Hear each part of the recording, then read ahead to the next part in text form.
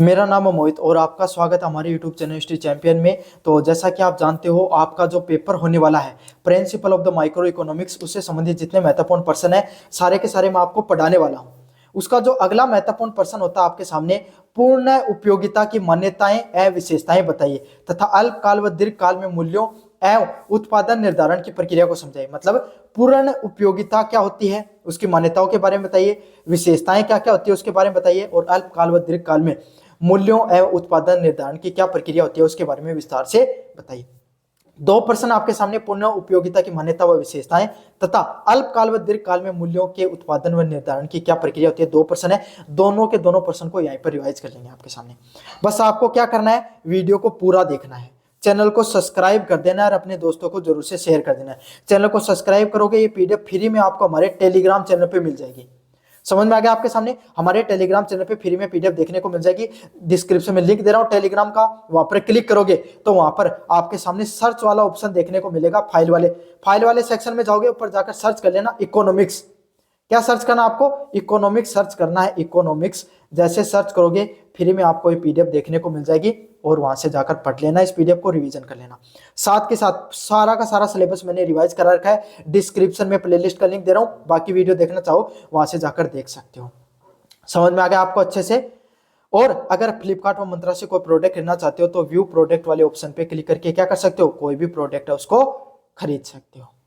चलिए शुरू करते हैं। अब आपके सामने प्रश्नों को, पूर्ण उपयोगिता की मान्यताएं व विशेषताएं क्या होते हैं, पूर्ण उपयोगिता होती है उसकी क्या मान्यताएं विशेषताएं होती है इसके बारे में समझेंगे। पूर्ण उपयोगिता वो बाजार होता है जहां क्रेता व विक्रेता बड़ी संख्या में होती हैं और वस्तुएं समरूप एक जैसी होती हैं। मतलब पूर्ण उपयोगिता का वो बाजार होता है जहां पर क्या होता है, चीजें बेचने वाला, विक्रेता और खरीदने वाला दोनों बहुत ज्यादा आपके सामने। समझ में आ गया? और वस्तुएं कैसी हैं, एक जैसी हैं। जैसे कि आपके सामने कौन सी वस्तु है, जो किसान लेकर आते हैं। किसान जैसे चना है, चना जैसे गेहूं है। अब गेहूं को बोने वाले कितने किसान हैं, बहुत सारे किसान हैं, लेकिन खरीदने वाला भी हर व्यक्ति गेहूं खरीदता आपके सामने खाने के लिए, है ना। और खरीदार भी बहुत ज्यादा आपके सामने, सभी बहुत ज्यादा खरीदार है, बहुत ज्यादा बेचने वाले हैं। इसको क्या कहा जाता है, पूर्ण उपयोगिता के सिद्धांत के नाम से जाना जाता है। समझ में आ गया? क्रेता और विक्रेताओं की बड़ी संख्या। यदि कोई अकेला खरीदार या विक्रेता बाजार की कीमतों को प्रभावित नहीं कर सकता आपके सामने, मतलब क्रेता और विक्रेताओं की बहुत बड़ी मतलब कोई एक अकेला खरीदार या विक्रेता बाजार की कीमतों को प्रभावित नहीं कर सकता। भाई एक आदमी है, बाजार का भाव चल रहा था गेहूं का 2000 रुपए या 2500 रुपए, मान लो लगभग 2500 के आसपास ही चलता है। एक बोरी के 2500 रुपए, 100 किलो के 2500 रुपए लगते हैं। समझ में आ गया आपके सामने?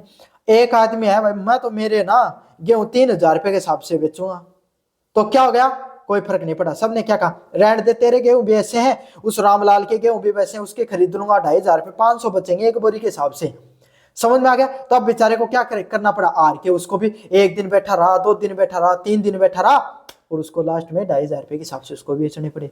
समझ में आ गया? लेकिन यही कोई 1 लाख खरीदार या विक्रेता बाजार की कीमतों पर प्रभावित नहीं कर सकता, नहीं कर सकता ना आपके सामने। समझ में आ गया आपको? इस हिसाब से अब थोड़े से दिन पहले इंडिको वाली जो सिचुएशन हुई थी, इंडिको वाले ने बोला बजाज सरकार को, बोले तुम्हें करना वो कर लो, नियमों बदलाव करो वरना मैं तो नहीं चला रहा मेरी फ्लाइटों को, कर लो। आकार मच गया आपके सामने। क्यों? क्योंकि वहां पर क्या है, सिर्फ 2-3 ही चीज आपके सामने एरोप्लेन कंपनियां हैं, और वहीं पे 10 होती ना तो इंडिको वाले कहते चल तेरे जैसे बहुत आते हैं, तेरी तो फ्लाइट को हम क्या कर देंगे, बाइकआउट कर देंगे, नहीं खरीदेंगे, बर्बाद हो जाएगा, अपने आप प्राइसों को घटा देते वो। समझ में आ गया आपके सामने? लेकिन वहां पर पूर्ण क्या था आपके सामने जो परफेक्ट कंपटीशन नहीं था। समरूप उत्पादन, होमोजीनियस प्रोडक्ट, सभी फर्में द्वारा बेचे जाने वाली वस्तुएं गुणवत्ता और समरूपता एक जैसी होती है। जितनी प्रोडक्ट जो मार्केट में बेचे जा रही है ना, सबकी सब कैसे एक जैसी है। भाई गेहूं बेचा जा सकता है, भाई कोई किसी में कोई एक आध ऐसा गेहूं होगा जिसमें थोड़ा बहुत आपके सामने पानी लग गया तो थोड़ा बहुत कालिक लग सकती है उसके, थोड़ा बहुत भाई कोई एक आध में इल्ली ज्यादा लग जाए, कोई में किसी में थोड़ा बहुत आपके सामने घास वगैरह जाता जाए, घास के 2 दाने आते हैं ना वो वगैरह, डंखल वगैरह जाता जाए, उसके अलावा कोई अंतर देखने को नहीं मिलता है। गेहूं एक जैसा प्रोडक्ट होता है। गेहूं, चना, सरसों जो किसानों के द्वारा जो उत्पादित किया जाते हैं ना चीजें, उसको समरूप उत्पादन के नाम से जाना जाता है। मतलब एक जैसी ही चीजें उत्पादित है, ना तो उनकी क्वालिटी में कोई बहुत सा अंतर है, ना उनकी कोई प्रोडक्ट में बहुत सा अंतर है। समझ में आ गया? फर्मों के प्रवेश, बहिर्गमन की स्वतंत्रता, कोई भी फर्म आसानी से बाजार में आ सकती है। भाई रामलाल को लगा कि भाई बेटा पैसे अपने पास क्या है, 10 लाख रुपए पड़े हुए, 10 30 लाख रुपए पड़े हैं, तो एक काम कर लेते हैं, अपन मंडी खोल लेते हैं अपने खुद की प्राइवेट मंडी। तो आप रामलाल पहुंच 4 मंडी खोल ली उसने। समझ में आ गया? ये ले लो, ये तो खरीदने वाले हैं।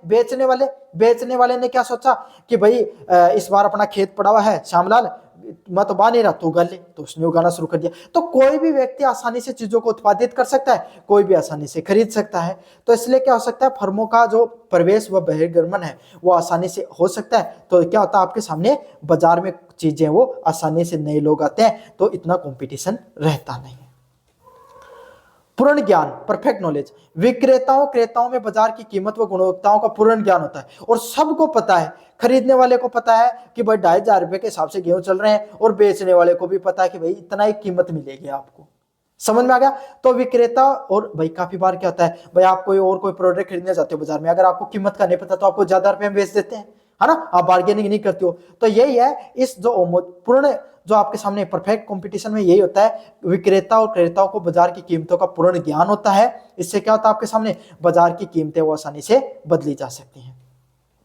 अगले वाला पॉइंट है कीमत अस्वीकार करना।